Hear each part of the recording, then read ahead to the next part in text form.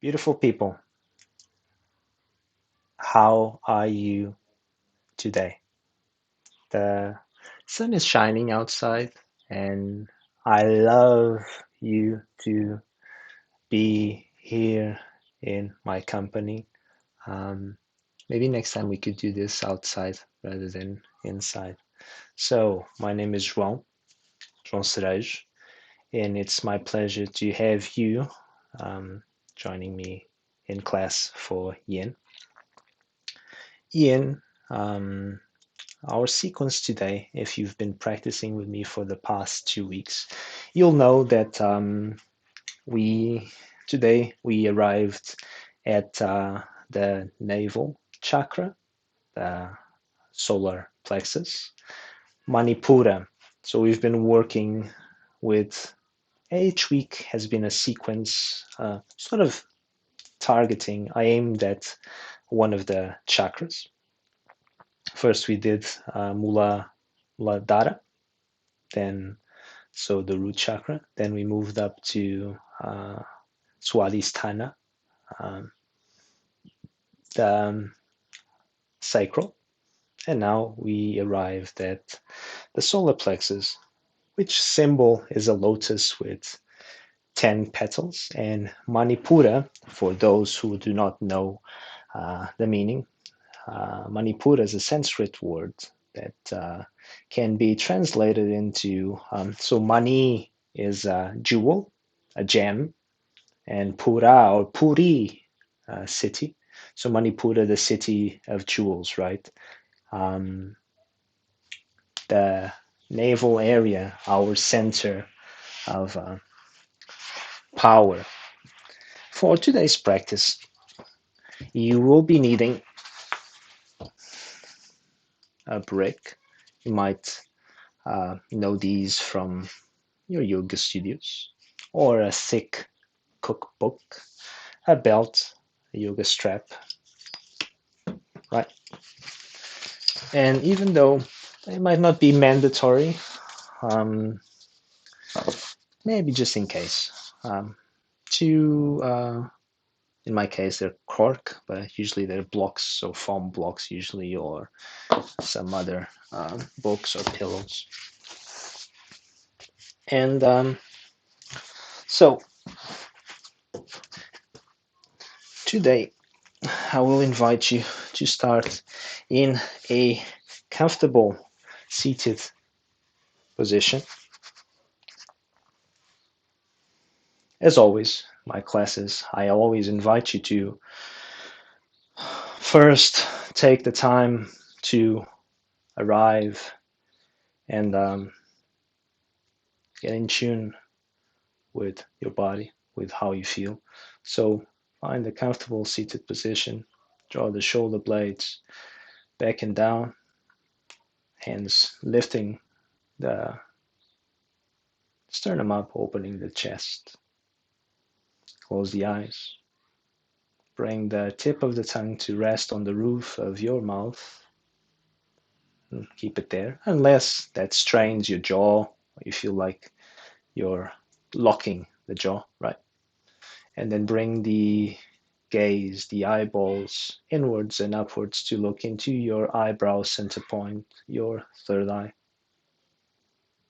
And so, with the eyes closed, with these two uh, mudras, these two gestures, these two locks, I am inviting you to bring your focus into the navel area just above Manipura chakra, and see if you can, the next minute or so, connect with how you feel here.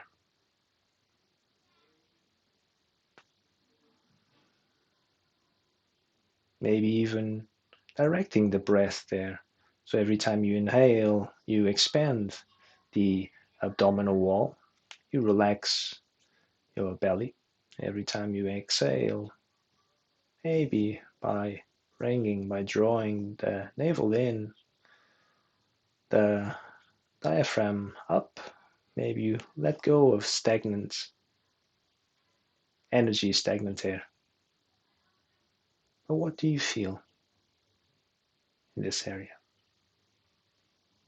Now, that for the mind might elicit or might entice, might give rise to finding a purpose, a goal, an orientation. That's not the point. Try to stay present with the sensation, with the feeling. Give your mind a little bit of a rest. Be present.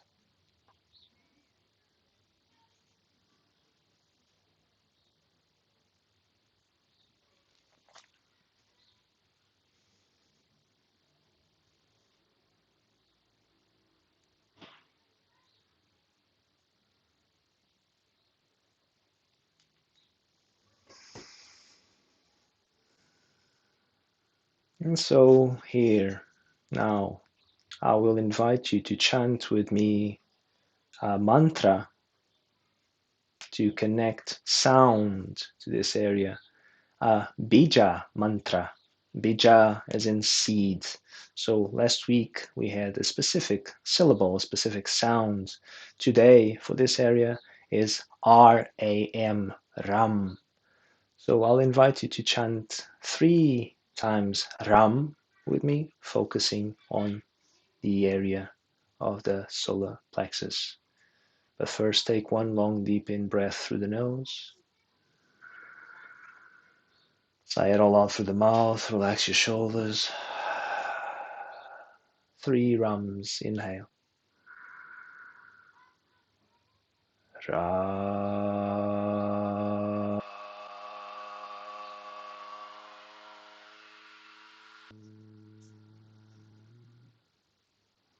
Inhale. Ra.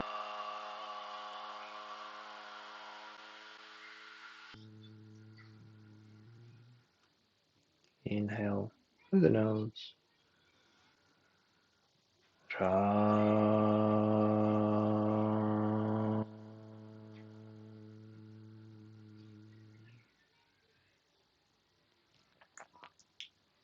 Beautiful. Gently keeping the gaze soft, bring the palms of the hands together at your heart center. I bow to you. Thank you.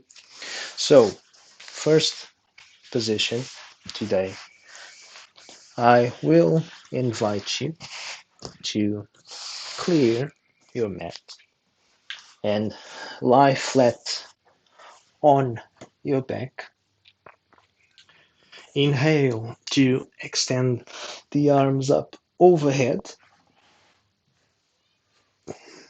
Then grab a hold of the right wrist with the left hand, keeping the anchors, keeping the waistline, the hip girdle anchored. This does not move, this area, the butt cheeks, the hips. Holding the right wrist with the left hand, begin to shift to take your arms as far out to the left as you can. If you'd rather holding opposite elbow instead, say hold uh, crossing the arms and crossing the forearms, can also do that. And then think about bringing the legs as well as far out to the left as it's comfortable for you. So here, try to keep both shoulder blades on the floor, maybe with the legs straight, with my right hip, the right butt cheek on the floor. You may rest the right ankle, the right foot on top of the left, see if that resonates for you. Or you might be surprised that the left ankle on top of the right usually is not that often presented as an option. You might see that it might resonate with you. So we'll be here for the next 3 minutes. And the invitation is for you to fully surrender. There's no breathing technique as such. Trust that your body knows what to do. However, you might find it nourishing or space creating to take, as you are in the pose, right? To take one long deep in breath through the nose, which will probably exacerbate, make the stretch, in this case, to the right lower area of your abdominal wall, of the hips, maybe even the back, the lower back and the psoas. And with the out breath, maybe as a release, as a form of release, the arms and the legs will go further out to the left side. Think about keeping the right hip down and grounded. And I'll guide you out of the pose. One of the most important things in the yin practice is to draw inwards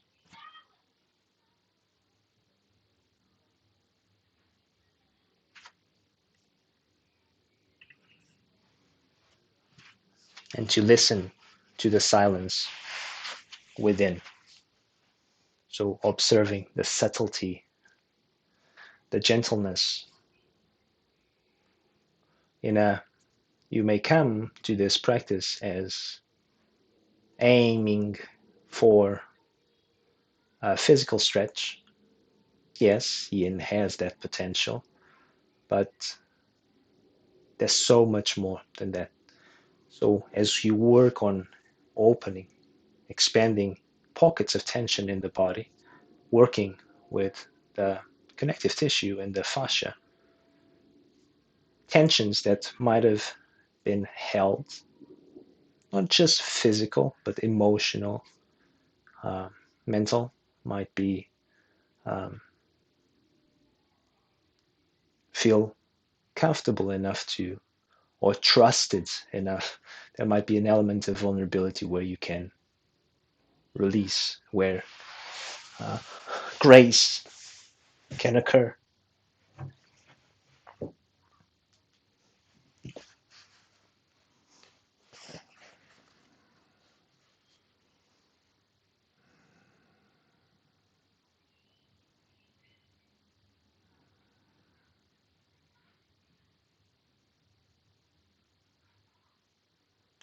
So let's think about take your last 3 to 5 breaths here.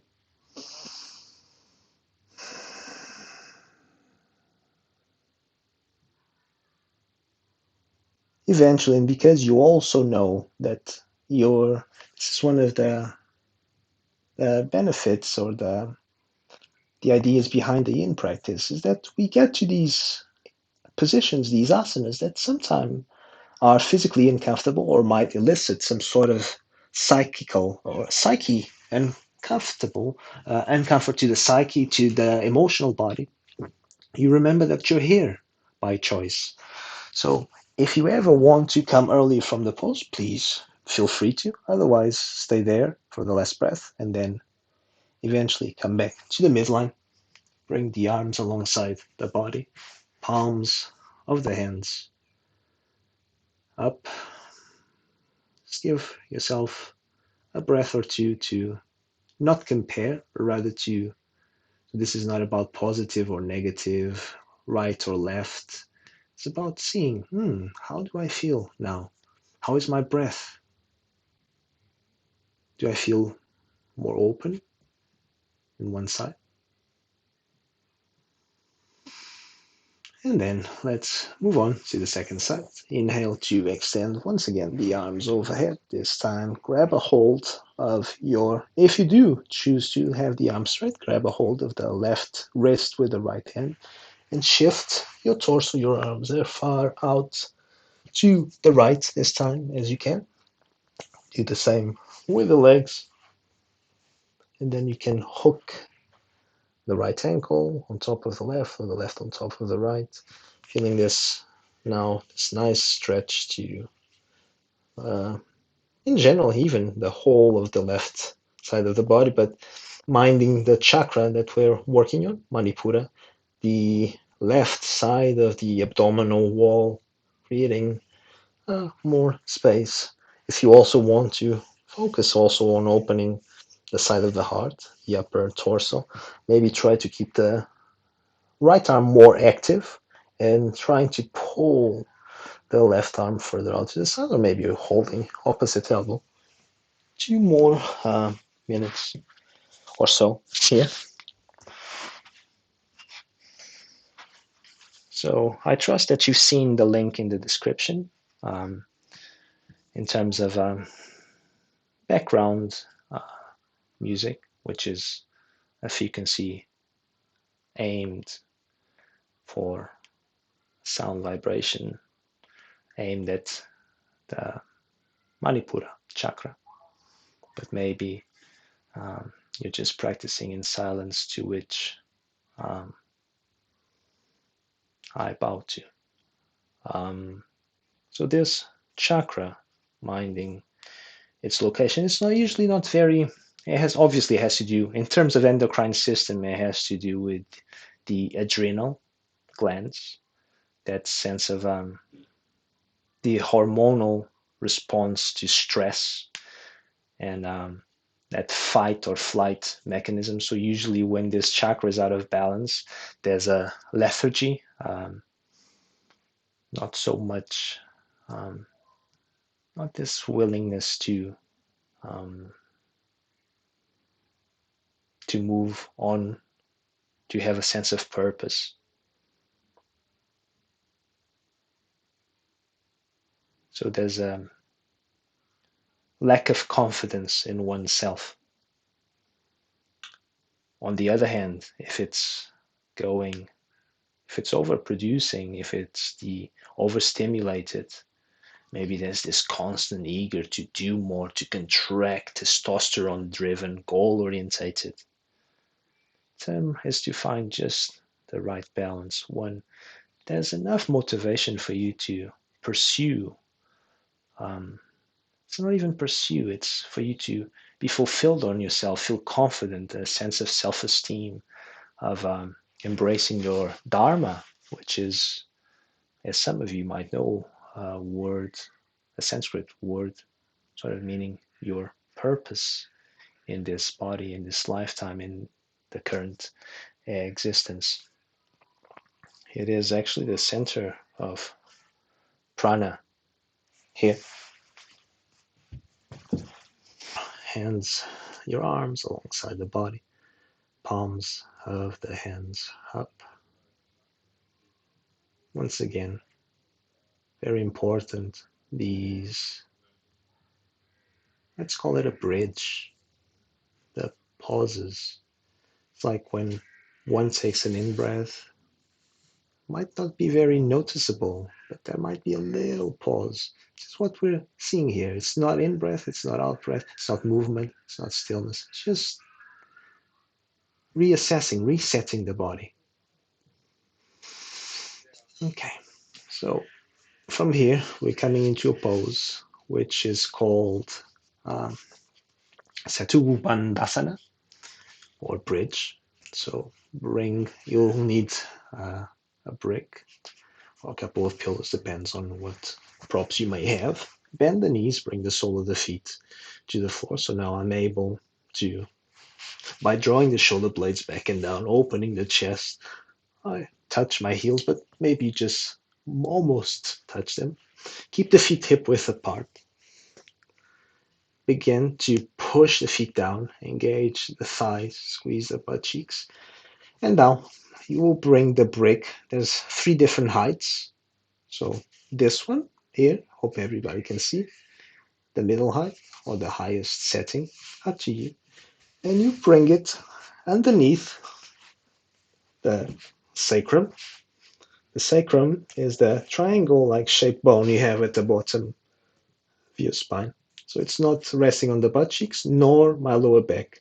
Should feel like it's a nice shelf there.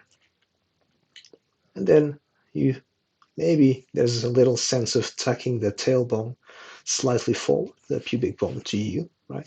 So I feel it on my thighs, and I feel already the front side of Manipura, the abdominal wall, opening the chest. If I am also focusing on the prana, the breath. When I take an in breath and I carry the air all the way up, I can also expand my upper chest. Some may also want to hold opposite elbow above the head. I'll let you know once it's time to um, change the crossing of the elbows. If you've seen that the highest setting is too high for you, maybe you come to a lower one, you know. Or maybe if you're in the middle one and you're not really feeling that much. See, this is a great teacher will always point you towards yourself, towards your own inner teacher, in your intuition. You'll see what I mean, because your intuition, once you become more attuned to it, will tell you, oh, okay, this feels okay. Maybe I can go a little bit deeper. But then you stay. It's very important in yin that once you find an edge, a place where you feel not pain, but a good uh, stretch, your edge, right? You stay. You don't push too far. You just be.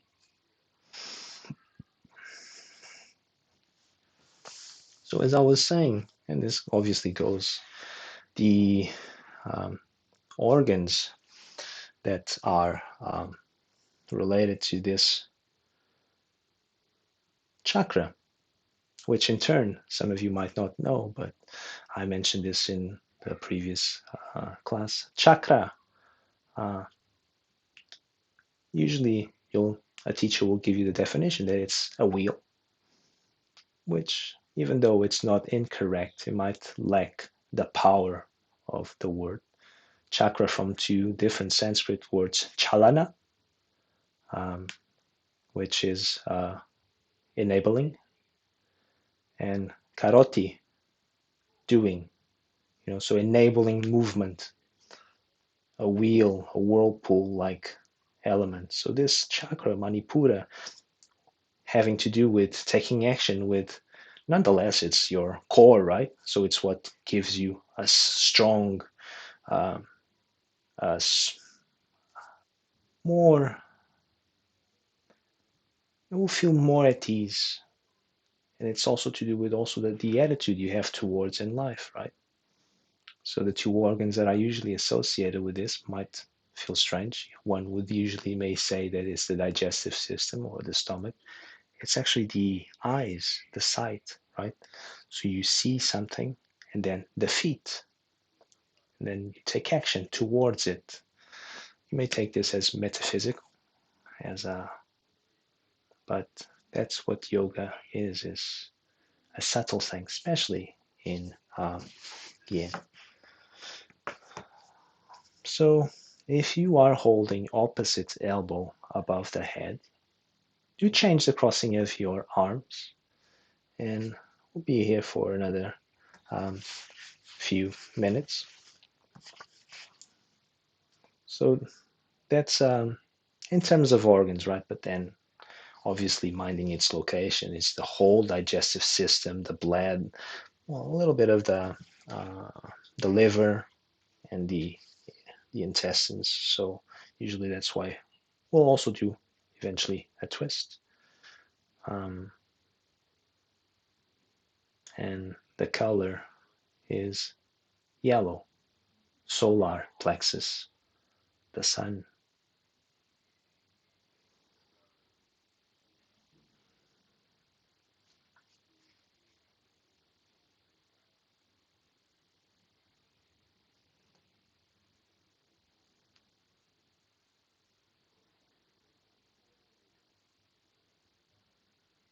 But rather than anything that I have said up until now,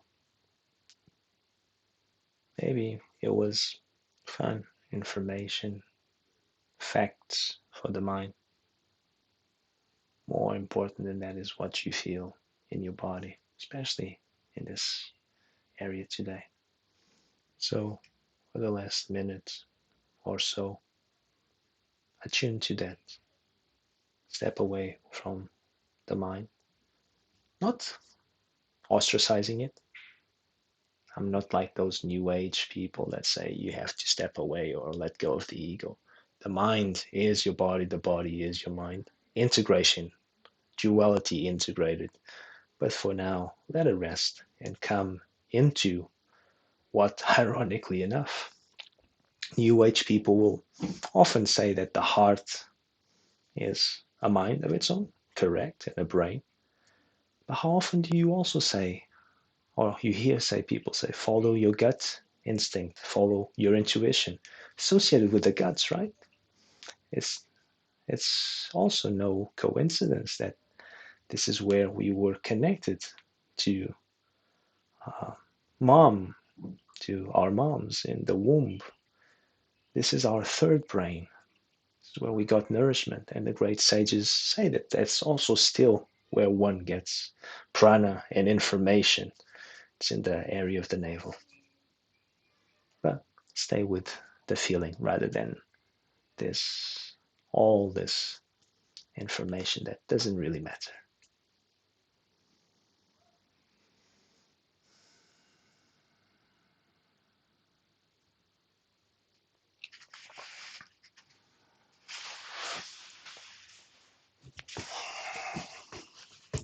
Okay, so if you are in the highest setting, my suggestion, or any of the settings, to come out, try not to come directly, to bring directly the sitting bones or the tailbone to the floor, but whatever height, lower it one level, right?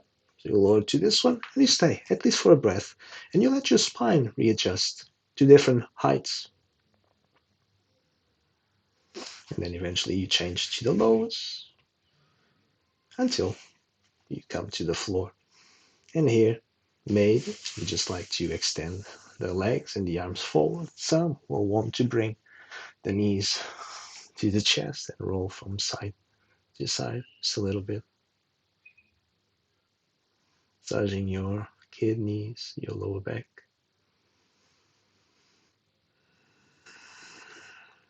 Good, good, good.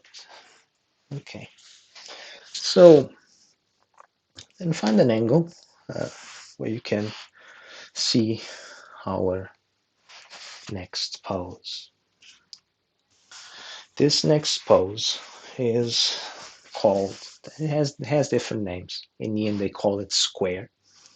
In Sanskrit, can be either called Agni Stambhasana, and I'll explain why, or Ardha, so half Padmasana, half lotus. So here, left shin bone, parallel. Let's imagine that I'm facing forward, um, my mat, and then bring the right ankle on top of my left knee. Both sitting bones are grounded, and see gap, right? Some will be here, and that's okay as long as you feel a stretch on the glute muscles. If you're here, you may wish to bring a book as such. Try to keep the spine long, right? Spine long, very intense. You breathe here. We'll be here. So Agni Stambhasana. Agni means fire, which I guess it's rather appropriate, minding that it's an element of the Manipura chakra, right? Fire, Agni, Stamba, two logs, two shin bones, one on top of the other, creating the fire in the hips, in the butt cheeks, the inner groins. And we stay here. For some, this will be enough. My suggestion is to keep the feet flexed. Others would be here, here, here, or maybe here. Then if you want, some will also go able to go forward, resting the forehead down, the chest down. So that's one option. If you feel like it's accessible for you, we'll add a little twist to this. So maybe you hook the right elbow outside on the sole of the right foot, palms of the hands together, thumbs to chest bone, and you twist, looking over your left shoulder up to the ceiling. Now bear in mind that this is not yang practice where we stay for one breath or two. We'll be here for the next 2 minutes. So find a position or an angle where you feel the intensity, but try not to offer resistance to it, right? You breathe. And as we stay longer, this is why in yin we stay for longer period of time so that the body can adjust, can take its time to be more open. Last minute, wherever you are.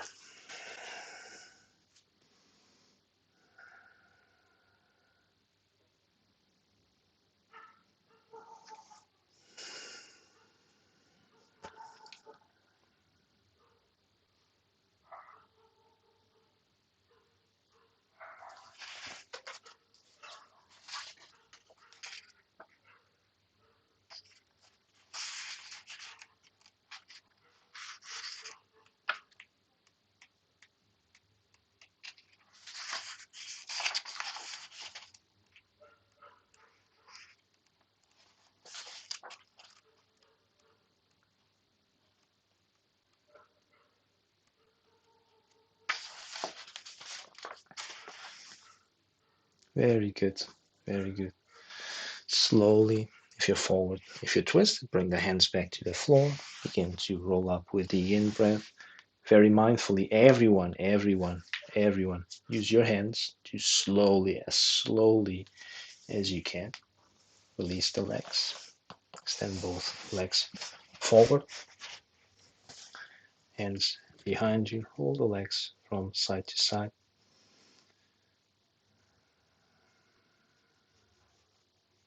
And notice your breath. Beautiful, beautiful.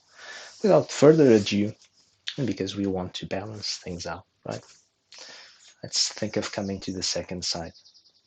So, second side, the right shin bone will be parallel to the top of the mat, right?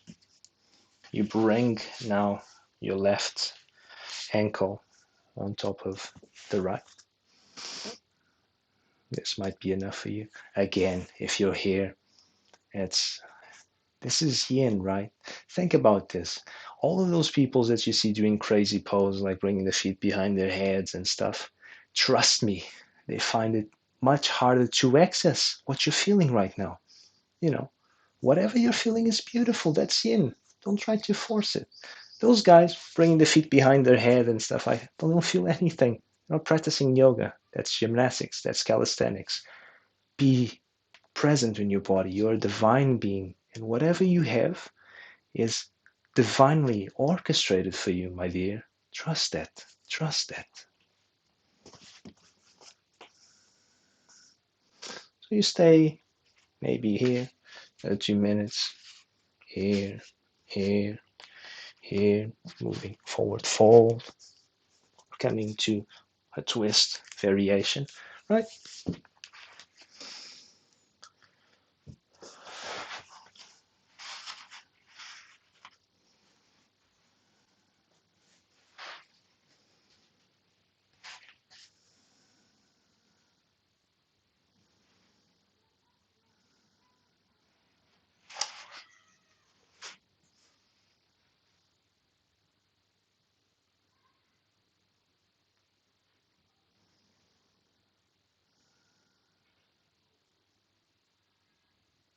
Trust your body. Wherever you are is where you can be right now. Haven't you had enough of being pushed? Sometimes it's even by your mind, right? I'm not good enough. I need to go. I need to do more. I need to do more. Self love, self assertiveness, confidence, trusting that what is beautiful. No more, no less. Okay, let's think about taking the last, because this is a quite intense pose. Last 3 to 5 breaths wherever you are. And then in your own time begin to roll up vertebrae by vertebrae. Extend the legs once again in front of you. Roll the legs from side to side.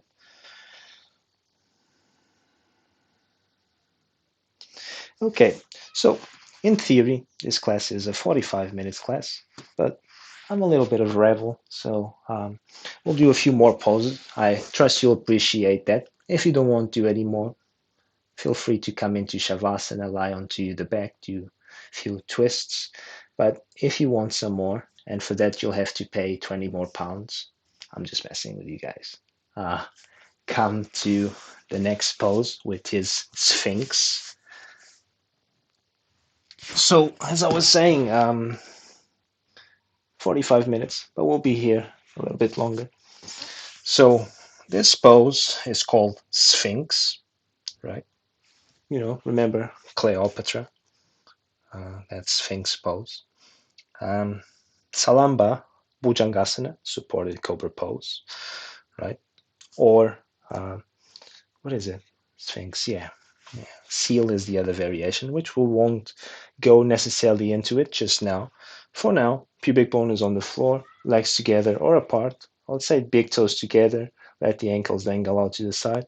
And then rather than collapsing here, right, draw the shoulder blades back and down as if you want to take the chest forward.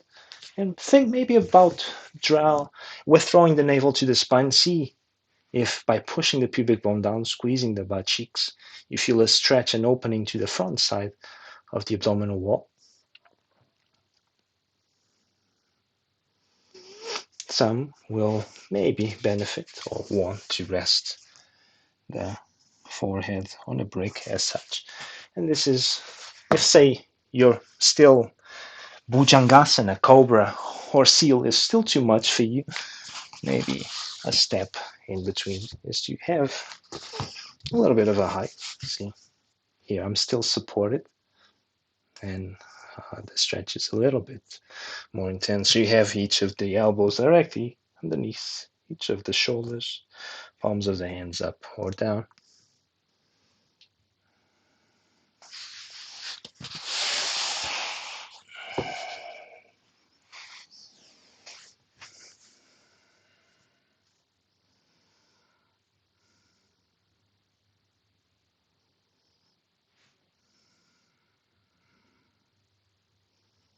And now I will invite you to shuffle. I'm going to turn to my right, but I'm inviting you to do first. Okay, let's just change sides so that we're all on the same page.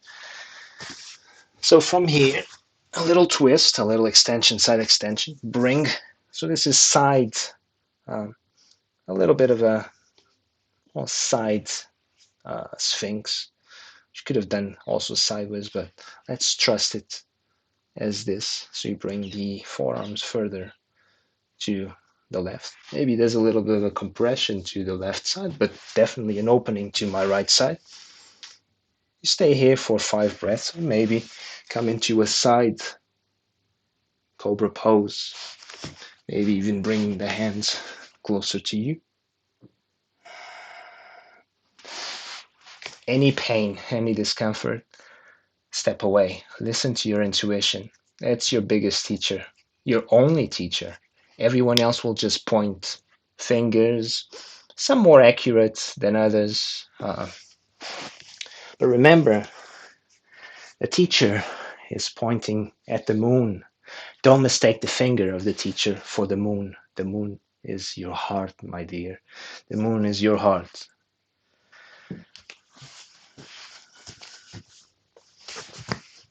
Inhale, come back to the midline. Exhale to the right.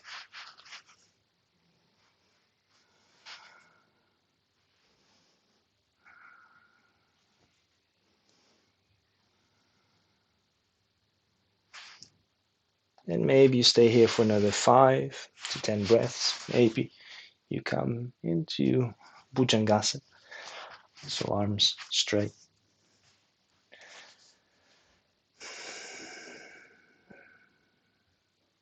Again, not forcing, just being with what is right now.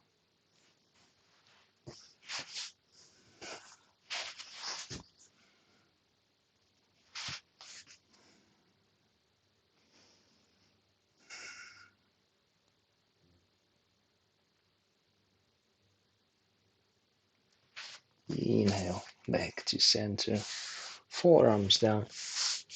Either bring both forearms to the floor and rest the forehead on a palm, on a pillow made with both hands. Maybe roll the hips from side to side.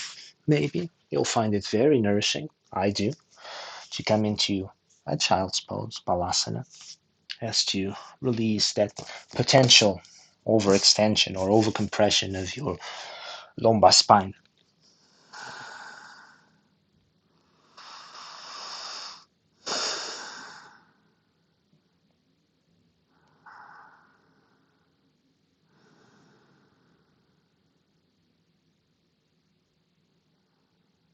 Okay, do slide forward to lie on to your belly.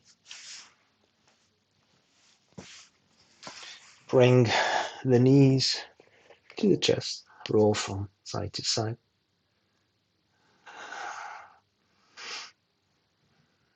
And now, my suggestion is to first, using the hands, bring the sitting bones, the hips further to the right. So I don't know if you notice that movement. It's tilt, this, so that when I do bring the knees to the side, the crown of the head is still in the same direction as my tailbone.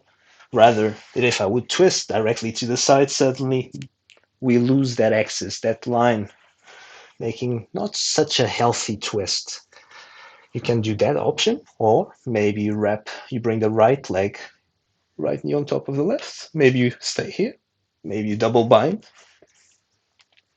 knees to the left. Maybe rest the left hand on top of the right knee, arm out to the side. Maybe you look to the right. Try to keep both shoulder blades on the floor. And we'll be here for 3 minutes. And I'll begin to read to you a chapter from a great teacher to me, one of my teachers. This chapter, you might find that it resonates with the yin practice. At least that's what I hope you do. I'll let you feel it rather than analyzing it. It is called, the chapter, Willingness to Trust the Unknown. And he says, grace is a word that it is used a lot in spirituality and even outside of spirituality. People talk about their experiences of grace as a breakthrough or sudden realization. The Christian definition of grace is the gift of unearned merit. When we feel we received a gift from the universe or God for a reason that we do not understand. We may not feel we deserve it. The only thing we know is that we did not personally create it. We feel fortunate and blessed. Spiritual awakening itself is a grace, a windfall, a godsend. Grace comes in many packages, some of them easy, like a gift, and some difficult. But as I reflect upon this word, grace, it means more than those moments of unearned merit. If we see grace only as that, then we cannot acknowledge the aspect of grace that opens our hearts and minds, making us available to the unfolding of new insight or truth.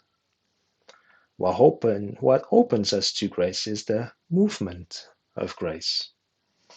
We take the biggest leaps in our development and understanding during difficult times when we experience the loss of a loved one, friend, job, relationship, or health, when we feel we are being pushed to our edge. These moments rarely feel graceful, but they are the most revelatory. Sometimes, when we seem furthest from grace, from any vital understanding or new perspective that might change us at some fundamental level, when we're at the edge of the unknown and do not know where to go, that is when we have our breakthrough. So think about having taken your last 5 breaths in this pose. Jatara Parivartanasana or Bandha Jatara Parivartanasana. I don't really know why they call it twisted roots, but anyways, that's the yin name, twisted roots. Okay. Slowly come back to center, either with the legs wrapped or unwrapped. Unwrap the legs when you come to center. Maybe hold the shin bones, roll from side to side. And then let's think about getting to the second side, either with the knees together as such, or wrapping the left leg around the right, right? Pelvis, hip, girdle to the left before you do drop the knees to the right. More important is to keep both shoulder blades grounded rather than bringing the knees to the floor and saying my left shoulder blade is off the floor. Both shoulder blades grounded. The knee will eventually come to the floor. Trust, trust. Let go of resistance. Another 3 minutes here, and I will continue reading. So that does not mean we must be pushed to our edge, as there is no law that says the way to become available to grace is by suffering a lot. We can suffer and still have no breakthrough. Some people suffer for a lifetime and never reach a deeper understanding. They are in a state of conditioned resistance, holding on tightly and unwilling to look at life in a fresh way. They have accepted the consensuous reality and habituation, even if it is not working and even if it is causing pain. They may be suffering, but at least it is a familiar suffering. Sometimes, for moments of grace to occur, we need to push past that conditioning and meet the intensity of loss, the intensity of confusion, and the intensity of having to deal with something overwhelming, especially if we are resistant. Grace is the willingness to see a pattern as a pattern, to see that something is not working in the way we have been going about life, and to see that we won't be able to think ourselves out of it. The part of grace that is not often discussed is our participation. Grace is always a gift, but sometimes we must work to receive it. What is our individual response that opens us to grace? It is a willingness to embrace the unknowability of a new way of being and the new way of relating to what is happening.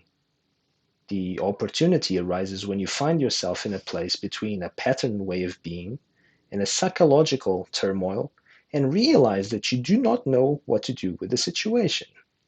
If in that moment you are willing to embrace that insecurity, transformation will arise. Grace will arise. That is why the greatest leaps in our personal and human evolution often happen through some of the most difficult experiences in life. Sometimes we just let go because we're desperate, we're tired of suffering, we cannot sustain it a minute longer, and we are willing to let go, even though we have no idea what the outcome will be. The one thing we know is that we are suffering, and so we stop resisting. It takes an act of desperation or an act of faith to open like that.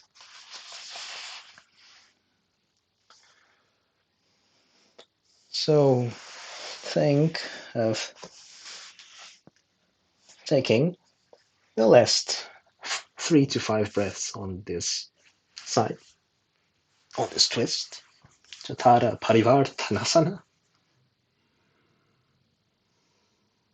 And then you come back to the midline.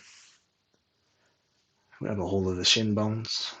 Pull gently from side to side.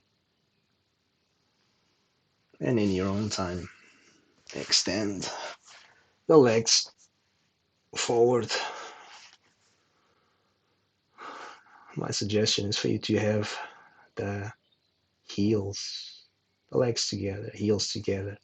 Let the feet then open out to the side. Shoulder blades back and down.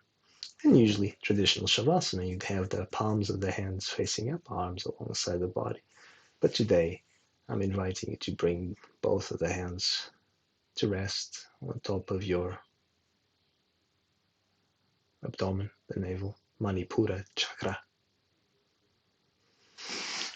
And one of the beautiful perks of being able to do this online from the comfort of your home is that you can, if you decide to, if you choose to, stay in Shavasana for as long as you wish. I'll time it now and I'll bring you out of Shavasana. But if you do wish to leave early, please do so. It's been a pleasure to be with you. Otherwise, stay. Let your body melt, relax in the pose.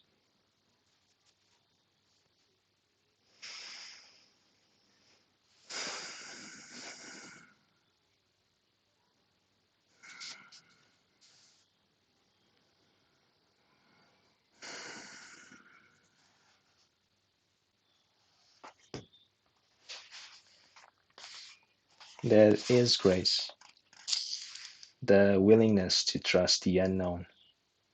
It is also at the heart of a deep prayer. As many Christian mystics have said, the deepest prayer is not our words telling God what we want or what we need, but a state of silent listening, waiting for a response to something. Like prayer, meditation, in its deepest sense, is an act of faith, trust, and letting go of control. It is a desire for an answer to a question or resolution of a difficulty while being willing to receive the answer from somewhere. Whether you think of that somewhere as God or universal wisdom or some unknown, untapped dimension of your consciousness does not matter. What matters is having trust within the letting go. And it is often desperation that leads to those moments of trust. When we have exhausted the other options, all we have left is to be open, to listen, and to be available. It can take a lot of sorrow, a lot of struggle, and a lot of suffering to get to that simple place of availability. That is when we can begin to listen instead of reasserting our confusion. We can open to not knowing, which is its own quietness and its own stillness. It is not the stillness of discipline or of effort. It is the stillness of a wisdom that makes us willing to see that something new, something we cannot even imagine, needs to arise within us. It is not something that we create. It is not a three-step plan, but something that intrinsically arises from the depths of our consciousness. When we internalize that, not merely think it or believe it, but start to see the absolute necessity of it, that brings its own listening, our body becomes a sensitive instrument. We are not trying to escape a moment of difficulty or confusion or emotional upheaval, but allowing ourselves to be exactly where we are, on the edge of the unknown and on the edge of the necessity of a new way of being. As we come into a state of deeper listening and of deeper availability, we are no longer running from what is, from the situation or from the feeling, but opening to it without an agenda. This is not easy. It takes great humility to accept that you cannot solve the unknown, but you can enter its domain, the terrain of availability. This is the environment where grace emerges. It seems like it comes out of nowhere, but we must be able to access that nowhereness. You can call it what you will. What we label it is not as important as realizing the necessity of being available to it. Grace is always there. It is not handed out by some guy in the sky with a beard who chooses who gets it and who does not. The only thing that changes is our willingness to be open to grace.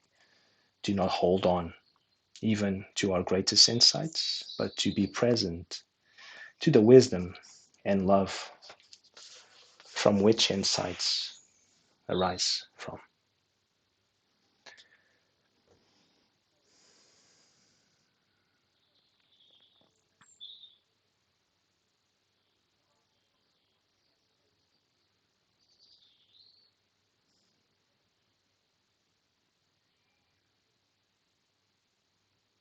Begin to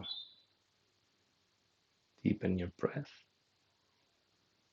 Maybe bring some micro movements, little movements to your extremities, the fingers, the toes. Roll the head from side to side. And with your next in breath, stretch the arms overhead for a full body stretch.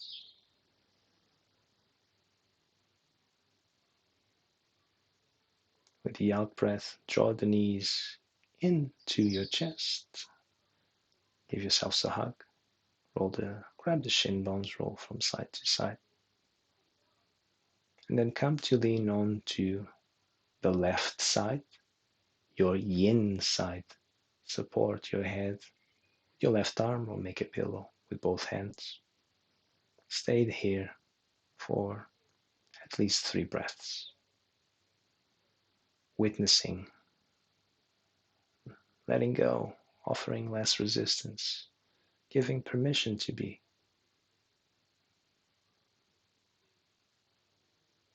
And finally, like a phoenix, pushing the floor away from you, rise up, my dear. Come to a comfortable, upright, seated position.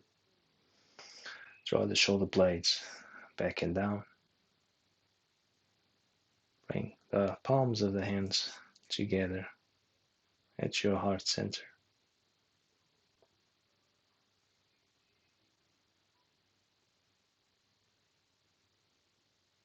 Inhale here. Exhale to simply bow your head towards your heart. Namaste. Okay. Beautiful ones. I hope you are feeling good now. Sense of more space, of spaciousness. Begin to attune to that, right? To that sense of self-worth, of feeling worthy, right? Remember, your intuition always knows best. Always knows best. It's always as close as your nose, your biggest teacher, always very close to you. Anyone that tells you otherwise, teachers, gurus, self-proclaimed masters, partners, bosses that tell you that your biggest teacher is not your heart, now be rest assured that they will be able to point fingers and say, give you better directions, go with your heart. But if they tell you it's not here, you know what I say? Tell them to fuck off, right? Trust yourselves. Trust yourselves. Thank you. Thank you. Thank you. Namaste.